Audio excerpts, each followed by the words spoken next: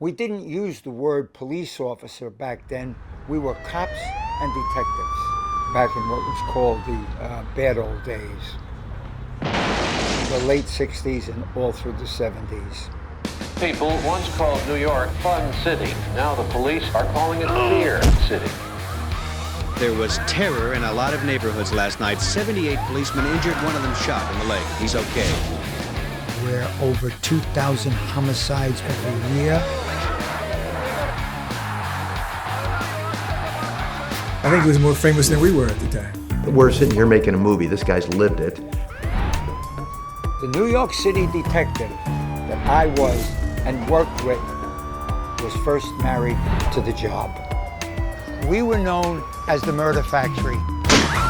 That our cities have been, and I quote, neglected too long. This young kid came in right after me, so he was ready, and he held a switchblade at my throat. I'm sure it was like in Bill Lustig's apartment. I could not have made Maniac and Vigilante without Randy. Working in a big city, I live there. It's my home. Look how that movie turned out. We run down the street and pretend we got permits when we don't have. And Randy was always the calming factor, he was like the father on the set. And even at the last times, Randy was one of the few people that Billy wanted to talk to. Somebody killed him. The f***ing Martians didn't kill that cop. He was actually murdered in the mosque. 50 years after the deadly shooting of an officer at a Harlem mosque. They were kind of outraged and disappointed. The police department wasn't doing more to help Randy solve this case. He didn't know at the time that the FBI had a whole lot of information that he didn't know about. Last week, the president said, My God, let's get these bastards. During that time, there was $50,000 out on the street to kill him.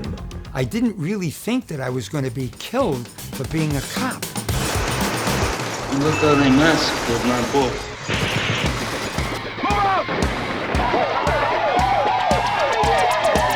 I loved making movies back in those days because people like Randy Jurgensen helped make it possible. I own Cruiser. Yeah, this thing is going to be a good thing for